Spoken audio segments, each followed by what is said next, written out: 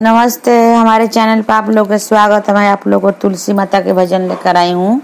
भजन पसंद आएगा तो लाइक करिएगा, सब्सक्राइब करिएगा, शेयर करिएगा, कमेंट में बताइएगा कि भजन कैसा लगा।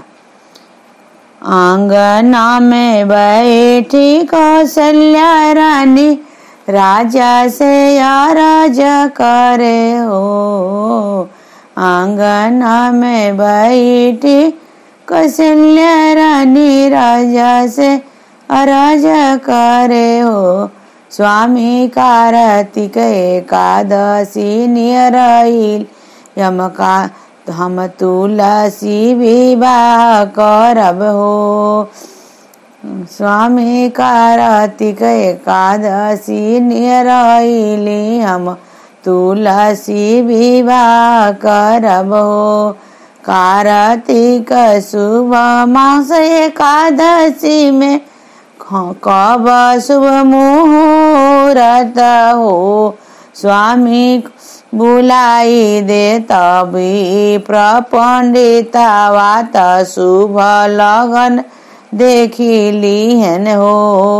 स्वामी बुलाई दे तभी प्रपंडित वात शुभ लगन देखी लेते हो। कबही तुलसी के लगन त कब नेवतही हानि हो। ए स्वामी कब हन शालिग्राम दुलावा त कब तुलसी फेराली है हो। स्वामी कब है शालिग्राम दुलावा त कब तुलसी फेरा ली है हो। कब सिंदूर दाना होई है हो। राजा गैले काशी नगरी में पंडित नेवाती आइले हो। राजा गैले काशी गरिया में पंडित नेवाती आइले हो। ये सखिया नेवते ले विश्वामित्र पंडित संगिया वशिष्ठ मुनि हो। सखिया नेवते ले विश्वामित्र पंडित संगिया वशिष्ठ मुनि हो। दुआरा पर बाजेला खड़ाउत चटर चटर करे हो। दुआरा पर बाजेला खड़ाउत चटर चटर करे हो।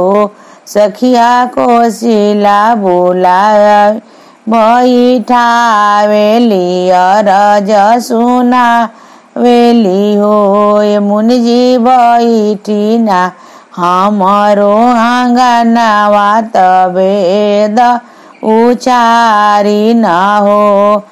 ये पंडित बैठी ना हमारो आंगना वात वेद उचारी न हो।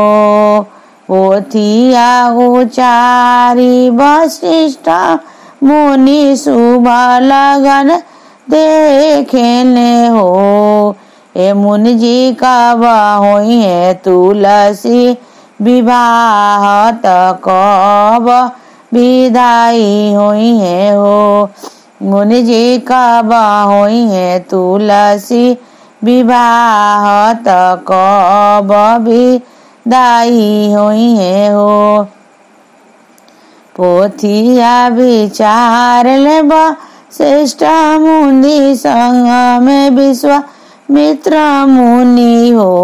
रानी साजे बेरिया होई है विवाह त भोर में विदाई होई है हो। ये रानी साजे बेरिया होई है विवाह त भोर में विदाई हुई है।